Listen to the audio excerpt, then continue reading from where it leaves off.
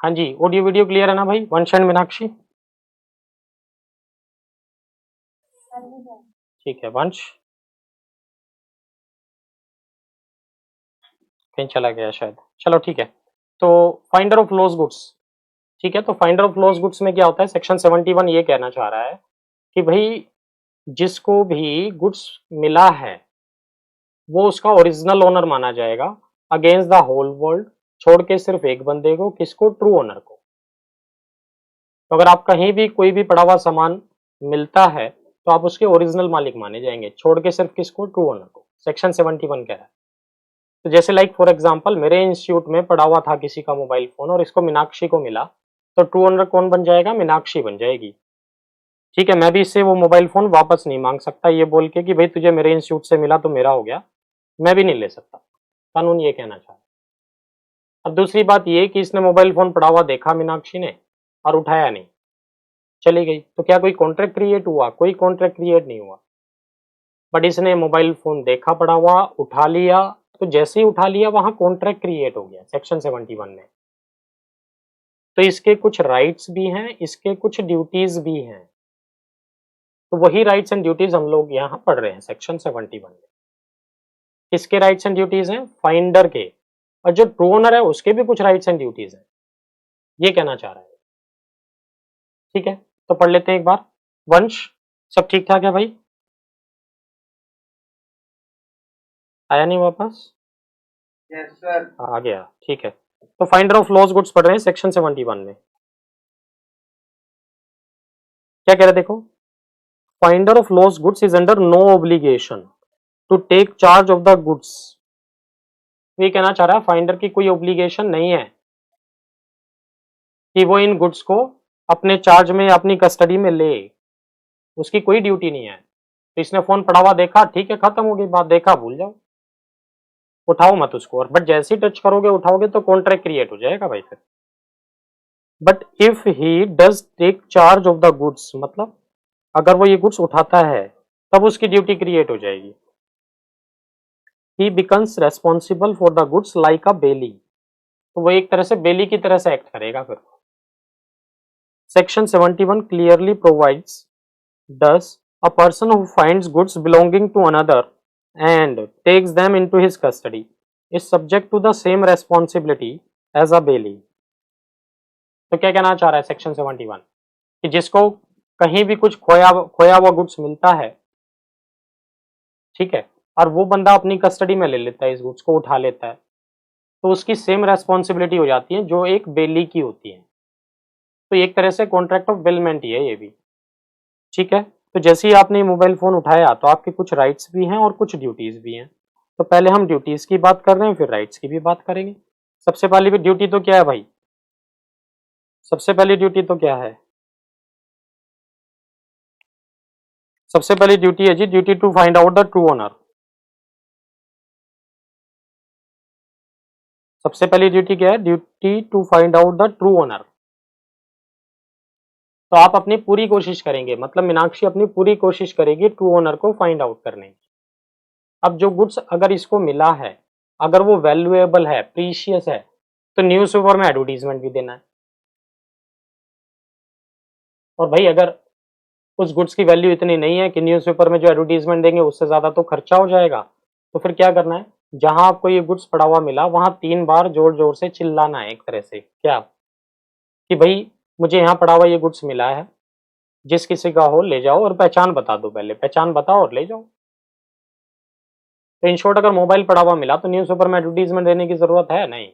आप क्या करो, जहां से मिला वहीं खड़े होकर जोर जोर से चिल्लाओ, कहते भाई मोबाइल फोन मिला है, किसी का है तो पहचान बताओ और ले जाओ। ये कहना चाह रहा है। तो आपको अपनी पूरी कोशिश करनी है किस चीज की? ट्रू ओनर को फाइंड आउट करने की। और अगर आप ये कोशिश नहीं करेंगे, चिल्लाना तो दूर, चुपके से आपने जेब में रखा और निकल लिए, तो you will be liable as a trespasser. ठीक है, you will be liable as a trespasser और अ थीफ। तो क्या कहलाएंगे आप? चोर कहलाएंगे एक तरह से, ये कहना चाह रहा है। तो देखो ये सब बातें लिखी है यहाँ। It is the duty of the finder to make reasonable efforts to find out the true owner। For example if one finds the goods for a little value at a public place he should shout, है ना, लिखा देखो, he should shout 3 times in search of the true owner. तो 3 बार जोर जोर से चिल्लाओ, right. And if the goods are found are valuable, diamonds हैं या फिर कुछ और प्रीशियस आइटम्स है, तो proper advertisement in the newspaper should be given. और अगर ये अपनी ड्यूटी सही से डिस्चार्ज नहीं करोगे, if the finder fails in his duty, तो he will be liable as a trespasser और अ थीफ, तो आप चोर कहलाओगे। ठीक है जी, क्लियर है यहाँ तक बात, Vansh and Meenakshi? Yes, sir. Meenakshi, ठीक है।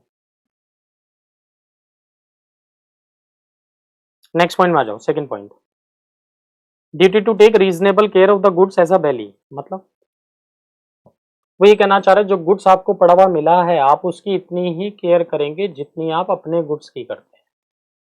आप ऐसा नहीं कर सकते यार पड़ा हुआ गुड्स मिला है, 2-3 दिन में ट्रू ओनर आएगा ले जाएगा, मेरा थोड़ी है, पड़ा रहने दे जहाँ पड़ा है, बारिश में पानी में कहीं भी पड़ा है पड़ा रहने दे। तो आप ऐसा नहीं कर सकते। अगर आपने ऐसा किया तो भी आपके अगेंस्ट सूट फाइल हो सकता है नेग्लिजेंस का। तो आपकी ड्यूटी है रीजनेबल केयर करेंगे आप इस गुड्स की जितनी आप अपने गुड्स की करते हो। तो ये तो ड्यूटीज हैं किसकी, फाइंडर की। अब हम बात कर रहे हैं किसकी, राइट्स की। तो कुछ राइट्स भी हैं भाई आपके, क्या राइट्स हैं जी? Rights of finders of goods. Number 1, right to retain possession until the true owner is found. समझ गए ना? तो वो ये कहना चाह रहा है ये गुड्स आप ही का है, किसका, जिसको मिला है। कब तक? जब तक कि ट्रू ओनर ना मिल जाए तब तक आप चाहें तो इसका पोजेशन अपने पास ही रखें, किसी को भी ना दें। ये आपका राइट है। अगर मैं भी आपसे मांग रहा हूं ना कि भाई मेरे इंस्टीट्यूट से मिला है मुझे वापस करो, तो मैं ऐसा नहीं कर सकता। सेक्शन 71 मना कर रहा है। नेक्स्ट में क्या कहता है देखो, नेक्स्ट में कहता है right of lien over the goods for expenses. मतलब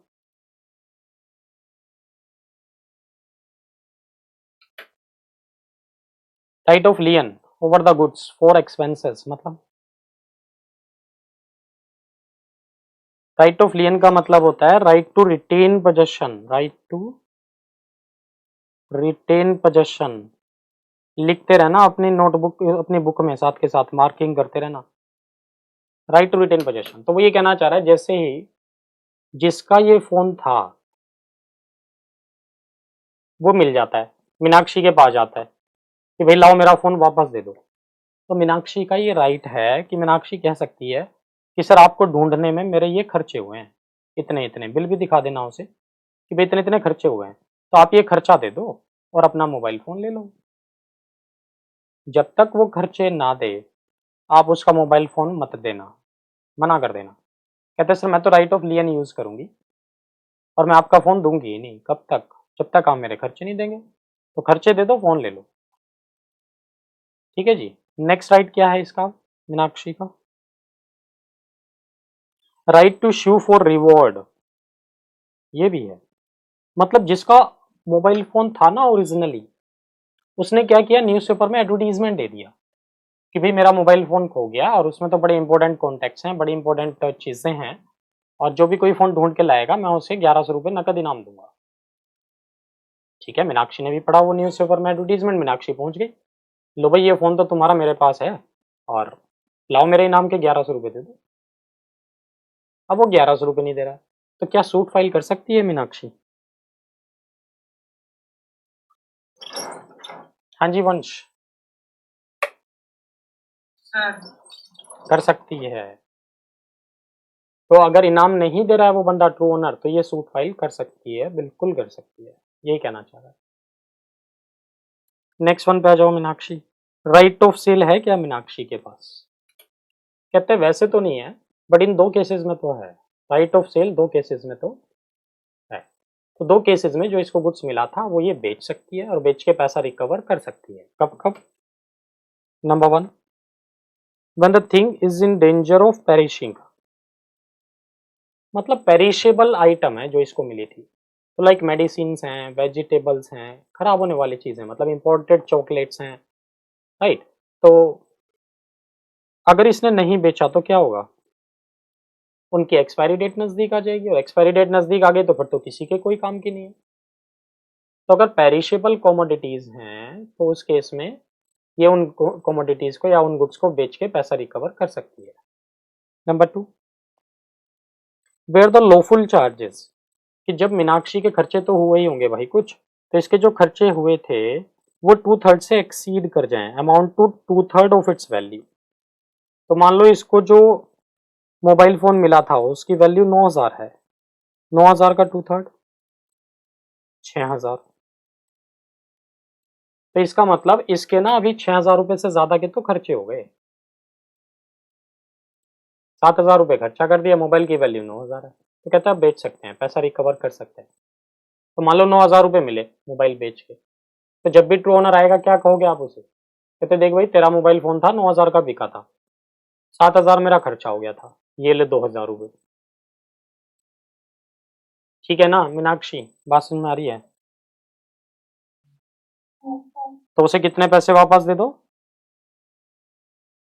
2,000 रुपए, है ना। अच्छा अगर ज्यादा खर्चा हो गया इसका, मान लो इसका खर्चा हो गया भाई 10,000 रुपए, मोबाइल फोन बिक गया, बिका 9,000 का। अब ट्रू ओनर आया, अब क्या करें, क्या समझाओगे उसे, कहते देख भाई तेरा फोन बिका 9,000 का, खर्चा हुआ था 10,000 का, ला 1,000 रुपए और दे दे। तो मांग भी सकते हैं क्या, बिल्कुल मांग सकते हैं। और अगर ऐसा हुआ तो ट्रू ओनर खुद ही नहीं आएगा। तो मीन्स ज्यादा बचेंगे तो उसके पैसे दे दो, कम बचे तो उससे ले लो, दोनों ही पॉसिबिलिटीज है। तो लिखा भी है देखो लास्ट में, the true owner is entitled to get the balance of sale proceeds if there is surplus, है ना। तो जितना सरप्लस बचे वो ट्रू ओनर को दे देना आप।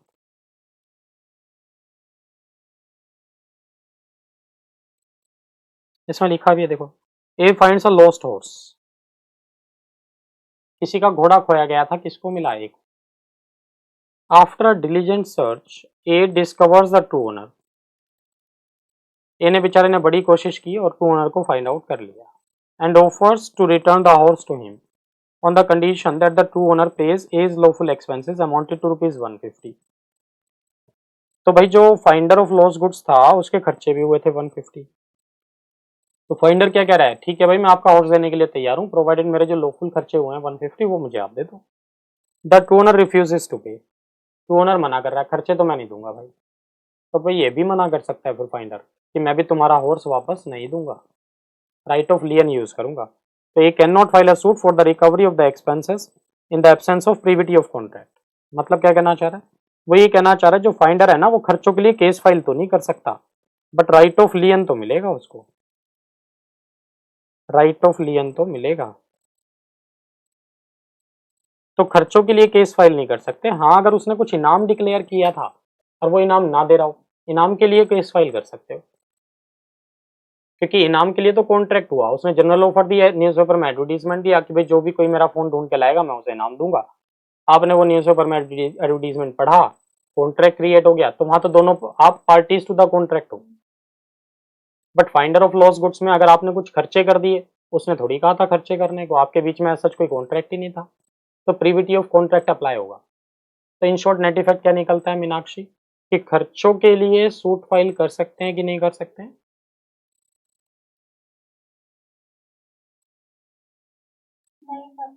और इनाम के लिए, इनाम के लिए कर सकते हैं कि वहां तो प्रॉपर कॉन्ट्रैक्ट हुआ है भाई। यही था फाइंडर ऑफ लॉस गुड्स, खत्म हो गया। अब हम कहाँ रहे, प्लेज और पाउन, प्लेज और पाउन क्या होता है जी, प्लेज होता है देखो गिरवी रखना, प्लेज क्या होता है, गिरवी रखना।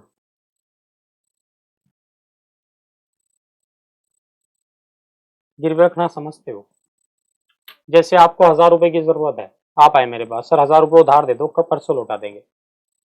मैं क्या कह रहा हूँ भैया गिरवी क्या रखोगे, आप कहते हो एक काम करो सर ये फोन ही गिरवी रख लो हमारा, बस ये फोन रख लो, 1,000 रुपए उधार दे दो, परसों आएंगे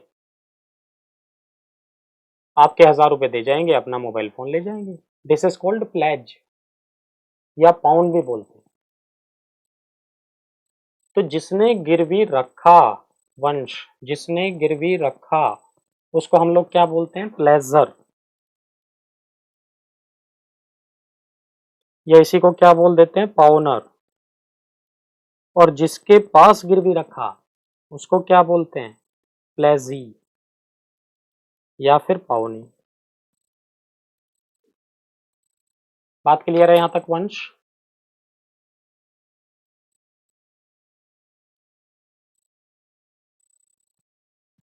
हाँ जी वंश, ठीक है ना सर? चला गया। चलो, तो जिसने गिरवी रखा उसको क्या बोलते हैं, प्लेजर। जिसके पास गिरवी रखा उसको क्या बोलते हैं, प्लेजी। तो दोनों के कुछ राइट्स भी हैं, कुछ ड्यूटीज भी हैं, तो दोनों के बीच में कॉन्ट्रैक्ट क्रिएट हो गया भाई, प्लेजर और प्लेजी के बीच में। तो इसमें एक एग्जाम्पल भी दिया है, देखो क्या एग्जाम्पल है। A borrows ₹100 from B and keeps his watch as security for payment of the debt. अपनी घड़ी गिरवी रख दी कि भाई परसों आऊंगा या 2 दिन बाद आऊंगा, आपके 100 रुपए दे जाऊंगा, घड़ी ले जाऊंगा। This is called pledge. तो इस केस में प्लेजर बता सकते हो कौन है मीनाक्षी, ए या बी? ए तो क्या हुआ, प्लेजर। बी क्या हुआ, प्लेजी। बस यही मतलब है।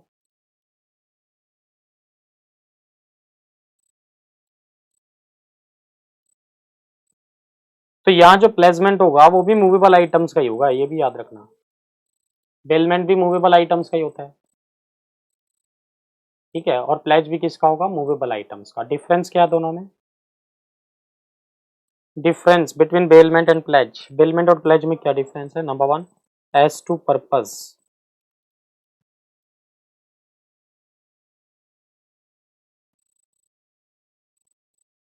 जो प्लेज होता है ना वो तो हमेशा किस लिए होता है, गिरवी रखना किस लिए होता है, to provide a security for loan, है ना, कि as a security for loan.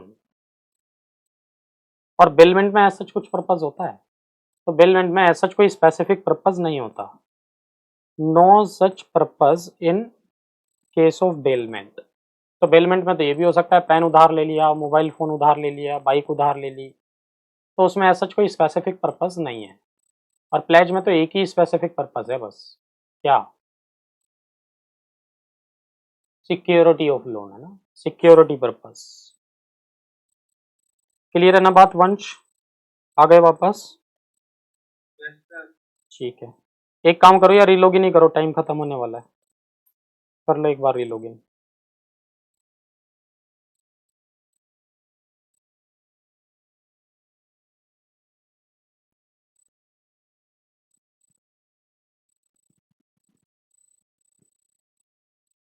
चलो जी वापस आ जाओ। तो डिफरेंस पढ़ रहे थे हम लोग बेलमेंट एंड प्लेज में। सबसे पहला डिफरेंस क्या हुआ, पर्पस, है ना। सबसे पहला डिफरेंस क्या हुआ भाई, पर्पस।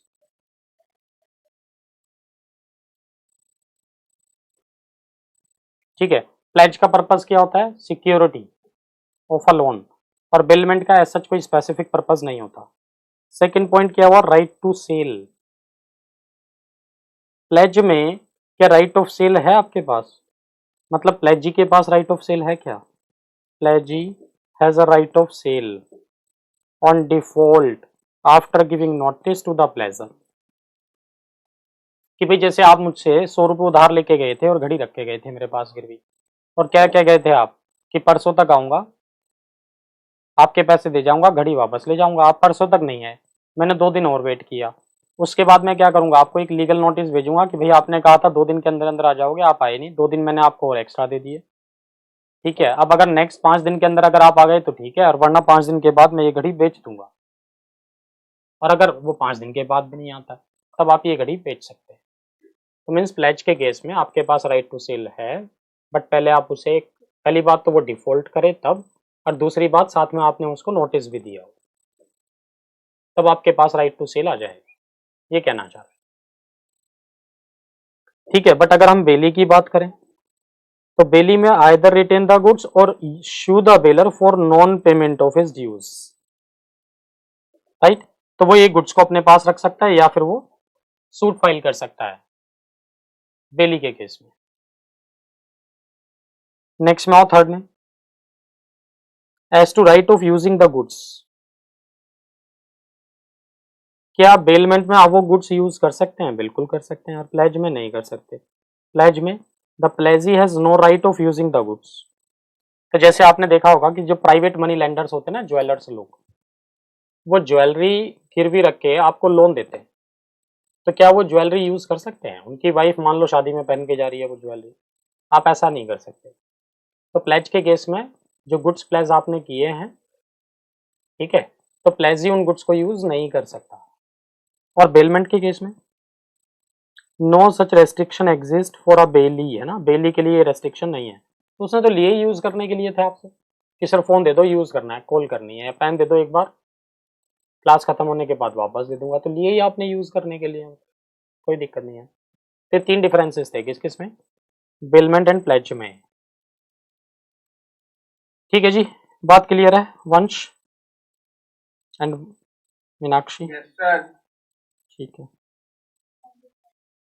चलो राइट्स पे आ जाओ। अब राइट्स की बात कर रहे हैं, किसके राइट्स पढ़ रहे हैं? पावनी के। पावनी मतलब प्लेजी के। पावनी मतलब प्लेजी के राइट्स पढ़ रहे हैं। प्लेजी कौन होता है? जिसने गिरवी रखा या जिसके पास गिरवी रखा, जिसके पास गिरवी रखा, दैट इज कॉल्ड प्लेजी। क्या राइट्स हैं जी प्लेजी के, पावनी के? Number one, right of retainer.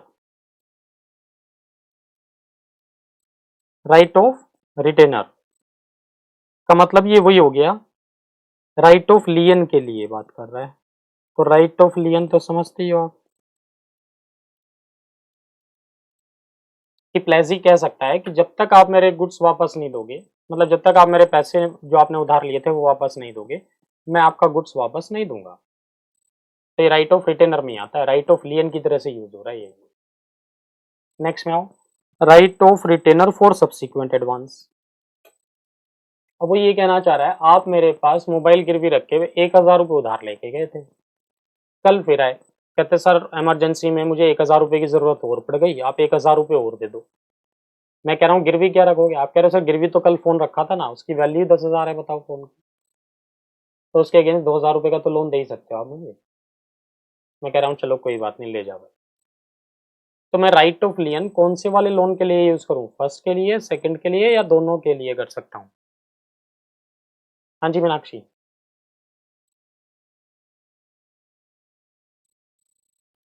Right of लियन कौन से वाले लोन के लिए यूज करूँ? फर्स्ट के लिए, सेकंड के लिए, या दोनों के लिए कर सकता हूँ? दोनों के लिए कर सकते हैं। तो मान लो आपने पहले वाले 1,000 रुपये तो चुका दिए, दूसरे वाले नहीं दिए, अब आए आप मेरे पास, कहते सर वो जो मैंने मोबाइल फोन गिरवी रखा था ना वो वापस दे दो। मैंने कहा भाई 1,000 रुपये तो दे पहले मेरे। कहते सर जो मोबाइल फोन गिरवी रखा था वो तो पहले वाले लोन के लिए रखा था ना, दूसरे के लिए थोड़ी था। मैं कह रहा हूँ भैया दोनों के लिए यूज कर सकता हूँ मैं तो उसे, तो मैं आपका फोन वापस दूंगा ही नहीं, कब तक? जब तक आप मेरे 1,000 रुपये नहीं दोगे। तो फर्स्ट लोन के लिए भी यूज हो सकता है वंश, सेकंड के लिए भी यूज हो सकता है। Next one, right to extraordinary expenses.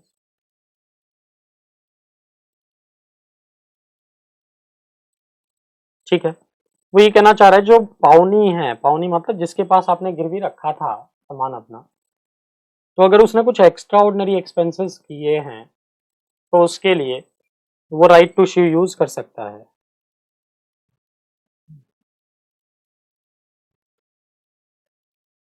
But उस केस में राइट ऑफ लियन नहीं चलेगा, लिखा होगा देखो, but he can not retain the goods, है ना, राइट ऑफ लियन यूज नहीं कर सकते आप। क्या कर सकते हैं? सिर्फ राइट टू इश्यू। तो extra ordinary expenses like for example कि जो गुड्स आपने मेरे पास गिरवी रखा उसके लिए मैंने इंश्योरेंस भी कराया उसका, ठीक है, तो जो ज्वेलरी आपने मेरे पास गिरवी रखी, मैंने उसका स्पेसिफिकली, ज्वेलरी वो करोड़ों रुपए की थी मान लो, तो मैंने उसका इंश्योरेंस भी कराया। तो भैया इंश्योरेंस चार्जेस भी कौन देगा? प्लेजर ही देगा। प्लेजी का क्या मतलब है उससे? और क्या ऐसा कर सकता है प्लेजी कि जब तक वो इंश्योरेंस चार्जेस नहीं मिलेंगे तो वो राइट ऑफ लियन यूज कर ले? राइट ऑफ लियन यूज नहीं कर सकता। तो अगर वो जो प्लेजर है, अगर आपके इंश्योरेंस चार्जेस नहीं दे रहा है, ठीक है, या लोकर चार्जेस नहीं दे रहा है, आपने लोकर में रखवाई थी उस ज्वेलरी को, तो आप उसके ऊपर केस फाइल कर सकते हैं, बट राइट ऑफ लियन यूज नहीं कर सकते। समझ गए? ठीक है ना बात Vansh? And Meenakshi, Yes, sir. ठीक है। तो देखो वो ये कहना चाह रहा है कि जो एक्स्ट्राऑर्डिनरी एक्सपेंसेस हुए हैं उसके लिए आप राइट ऑफ लियन यूज नहीं कर सकते। तो राइट ऑफ लियन किसके लिए यूज करोगे? प्रिंसिपल अमाउंट के लिए प्लस इंटरेस्ट एलिमेंट के लिए, कि सामने वाला पार्टी अगर आपका मूल अमाउंट नहीं दे रहा है या उस पर जो ब्याज बनता है वो नहीं दे रहा है तो राइट ऑफ लियन यूज कर सकते हैं आप लोन अमाउंट प्लस इंटरेस्ट के लिए। बट अगर वो आपके खर्चे नहीं दे रहा है, आपने कुछ खर्चे किए थे, तो उसके लिए आप राइट ऑफ लियन यूज नहीं कर सकते, राइट टू इश्यू यूज कर सकते हैं बस। चलो नेक्स्ट पॉइंट पे आ जाओ। राइट्स पढ़ रहे हैं हम लोग, किसके राइट्स पढ़ रहे हैं? प्लेजर के, प्लेजी के। हाँ जी, प्लेजी के राइट्स पढ़ रहे हैं। चलो ठीक है, देखो right to issue the pawner, pawner मतलब प्लेजर, और sell the goods on default of the pawner, कि पाउनर अगर डिफॉल्ट करे, है ना, पाउनर अगर डिफॉल्ट करे तो जिसने गिरवी रखा था अगर वो डिफॉल्ट करे तो जो प्लेजी है या पाउनी है वो क्या कर सकता है? केस फाइल भी कर सकता है और दूसरा इन गुड्स को बेच भी सकता है ना। केस फाइल भी, सूट फाइल भी कर सकता है और बेच भी सकता है, ठीक है। पाउनी में exercise either of the following rights. Number 1, ही में ब्रिंग अ सूट, सूट भी फाइल कर सकता है, और ही में हिमसेल्फ सेल द गुड्स अगर डिफॉल्ट कर रहा है वो, बट एक रीजनेबल नोटिस जरूर दे देना उसको गुड्स बेचने से पहले। तो जैसे उसने कहा था परसों तक आ जाऊंगा, आपके पैसे दे जाऊंगा, अपनी घड़ी या मोबाइल फोन वापस ले जाऊंगा, अगर वो परसों तक नहीं आता है तो आप क्या करें? परसों के बाद उसको एक नोटिस भेज दें कि भाई तू आया नहीं पैसे देने, तो आपके पास अब फर्दर 5 दिन का या 10 दिन का टाइम गैप है, उसके अंदर आपने पैसे दे दिए तो ठीक है, वरना मैं ये गुड्स बेच दूंगा, ठीक है। और साथ में एक चीज और कह रहा है, देखो in connection with alternative right of sale, कहता है जो राइट ऑफ सेल है उसके लिए ये कंडीशंस चलेंगी भाई। क्या कंडीशंस चलेंगी? नंबर 1, रीजनेबल नोटिस दोगे एक तो आप, है ना, पाउनी को या प्लेजी को, प्लेजी को नहीं प्लेजर को रीजनेबल नोटिस दोगे आप कि भाई इतने दिन के अंदर आ जाना पैसे देने, वरना मैं ये फोन बेच दूंगा। And second one, the pawnee cannot sell the goods to himself, ये भी खास बात है। मीन्स कि जो पाउनी है वो ये गुड्स अपने आप को नहीं बेच सकता। मतलब जैसे आपने ये मोबाइल फोन मेरे पास गिरवी रखा था, पैसे उधार ले गए, मैंने क्या कहा भाई 2 दिन के अंदर अंदर तू आ गया पैसे देने मेरे मोबाइल फोन लेने तो ठीक है, वरना तीसरे दिन आ नहीं मत, ये फोन मेरा हो जाएगा। मतलब ये मान लेना ये फोन मैंने अपने आप को ही बेच दिया। क्या मैं ऐसा कर सकता हूँ? नहीं। तो आपने क्या सोचा कि चल बोलने दे सर को, ऐसे ही बोलते रहते हैं तो, है ना। तो फिर आप आए 20 दिन के बाद, लाओ जी फोन दे दो, मैंने अभी तक ये फोन किसी और को नहीं बेचा था, मेरे पास ही है। मैं कह रहा हूँ अब नहीं मिलेगा भाई फोन, मैंने तुझे नोटिस भी भेजा था और कहा था ना कि भाई इतने दिन के अंदर आ जाना, और नहीं आया तो ये फोन मेरा हो जाएगा। तो कानून ये कह रहा है कि नहीं भाई ये फोन आपका तो कभी हो ही नहीं सकता, ये फोन अपने आप को तो आप बेच ही नहीं सकते, थर्ड पार्टी को ही बेचोगे जब भी बेचो। तो अगर वो 20 छोड़ो 50 दिन बाद भी आए तो मुझे ये फोन अब वापस देना पड़ेगा। बट अगर ये फोन मैंने काश किसी और को बेच दिया होता तब बात ठीक थी, तब कोई प्रॉब्लम नहीं थी। बताओ बात क्लियर है यहाँ तक?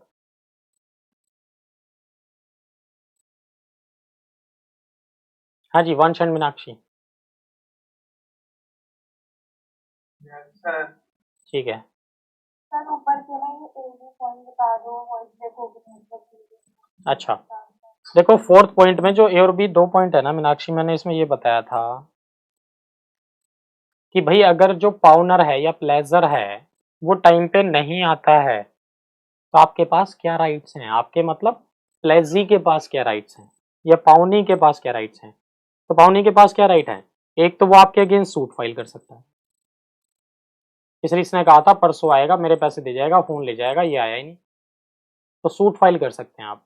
और दूसरा, आप इस गुड्स को बेच भी सकते हैं, बट बेचने के लिए रीजनेबल नोटिस देना जरूरी है उसको। तो अगर आप इस गुड्स को बेचना चाहते हो तो पहले एक रीजनेबल नोटिस जरूर देना, और अगर बेचना है तो बेचने के लिए फिर साथ में ये कंडीशंस भी अप्लाई होंगी, तो रीजनेबल नोटिस भी दो उसको और ये कंडीशंस भी है। तो पहली कंडीशन तो वही हो गई फिर से रीजनेबल नोटिस, और दूसरी कंडीशन क्या है कि आप ये गुड्स अपने आप को नहीं बेच सकते। कौन? प्लेजी ये गुड्स खुद को नहीं बेच सकता, तो किसको बेचना है? थर्ड पार्टी को। बताओ आप क्लियर है मीनाक्षी? Yes sir. ठीक है, अब इसी में थर्ड कंडीशन पे आ जाओ। तो ये कंडीशन किससे रिलेटेड है? अल्टरनेटिव राइट ऑफ रीसेल से रिलेटेड है ना, अल्टरनेटिव राइट टू रीसेल से रिलेटेड है। ठीक है, क्या कहता है third condition? If the proceeds of such sale are insufficient to meet the full claim of the pawnee, मतलब गुड्स बेच के जो पैसे आए ना वो भी कम ही आए, इससे ज्यादा चाहिए थे हमारे तो he may recover the balance from the pawnor. तो बैलेंस के लिए आप क्या कर सकते हैं? सूट फाइल कर सकते हैं और रिकवरी कर सकते हैं। बट अगर कुछ सरप्लस बचा तो भाई वापस भी देना पड़ेगा। तो ये कहना चाह रहा है अगर आपके पैसे कम रह गए तो सूट फाइल करके रिकवर कर लो, सरप्लस है तो उसके वापस भी दो, इस बार वो सूट फाइल करेगा अदरवाइज। क्लियर है जी बात मीनाक्षी एंड वंश? Yes sir. ठीक है वंश, Yes, sir. चलो नेक्स्ट पे आ जाओ। ड्यूटीज ऑफ पावनी, ड्यूटीज ऑफ पावनर। अच्छा चलो ड्यूटीज और बढ़ते हैं पावनी की आज, ड्यूटीज ऑफ पावनी और पढ़ लेते हैं फिर राइट शुरू हो जाएंगे। ड्यूटीज ऑफ पावनी पे आओ। तो देखो अभी हम लोगों ने जो पढ़े थे वो पावनी या प्लेजी के राइट्स थे, अब हम किसकी बात कर रहे हैं? कुछ ड्यूटीज भी हैं, किसकी? पावनी की या प्लेजी की। क्या ड्यूटीज हैं? नंबर 1, एक तो रीजनेबल केयर करोगे आप गुड्स की, है ना। नंबर 2, अनऑथराइज्ड यूज नहीं करोगे आप इन गुड्स का, है ना। इन गुड्स का आप अनऑथराइज्ड यूज नहीं करोगे। Third one, not to mix the goods placed with his own goods, इन गुड्स को आप अपने गुड्स के साथ मिक्सअप नहीं करोगे। नेक्स्ट वन कहते हैं कुछ भी आप ऐसा काम नहीं करोगे जो वायलेट कर रहा है किसको? टर्म्स एंड कंडीशंस को। किसकी? प्लेज की, है ना। तो जो प्लेज डिफाइंड है ना इंडियन कॉन्ट्रैक्ट एक्ट में, उसकी कंडीशंस को, किसी भी कंडीशंस को आप वायलेट नहीं करोगे। ठीक है, तो जैसे इंडियन कॉन्ट्रैक्ट एक्ट कहता है कि अगर आप ये गुड्स बेचना चाहते हो तो एक रीजनेबल नोटिस देना जरूरी है, और आपने ये गुड्स बेच दिए वो भी बिना किसी रीजनेबल नोटिस के, तो आप ऐसा नहीं कर सकते। देखो ये लिखा भी है, for example, he should not sell the goods placed without a reasonable notice. Next one क्या कहता है? नेक्स्ट क्या ड्यूटी है भाई? To return the goods placed on receipt of his full dues. कहते हैं जैसे ही आपके सारे पैसे मिल जाएं तो आप ये गुड्स वापस कर दो, ये भी आपकी ड्यूटी है। और लास्ट में क्या कहता है? To deliver any accretion to the goods placed. Accretion का मतलब क्या होता है? इंक्रीज, है ना। तो अगर इन गुड्स में कुछ इंक्रीज होता है तो प्लेजी को वो भी वापस देने पड़ेंगे। तो जैसे काऊ गिरवी रखे गए थे ना, एंड काऊ हैज अ काव, तो वापस क्या देना है? काऊ एज वेल एज काव, ये कहना चाह रहा है। ऐसे ही आपने ओरिजिनल शेयर्स गिरवी रखे थे और उन ओरिजिनल शेयर्स पे आपको बोनस शेयर मिल गए या राइट शेयर्स मिल गए, तो आपको ओरिजिनल शेयर भी वापस करने हैं और राइट शेयर या बोनस शेयर भी वापस करने पड़ेंगे ब्लेजी को, ये कहना चाह रहा है। बताओ जी, बात क्लियर है यहाँ तक? Yes sir. ये थी ड्यूटीज इसकी। Yes, sir. ठीक है, तो ये थी इसकी ड्यूटीज। चलो तो राइट्स ऑफ पाउनर ये हम लोग भाई नेक्स्ट क्लास से डिस्कस कर लेते हैं, क्या पता वो भी आ जाए, है ना। वैसे तो उसका मैसेज आया ही था, कोई नहीं, नेक्स्ट क्लास में तो चैप्टर खत्म हो ही जाएगा ये। ठीक है, इतना रख लो भैया। चलो बाकी नेक्स्ट क्लास में देखते हैं इसको।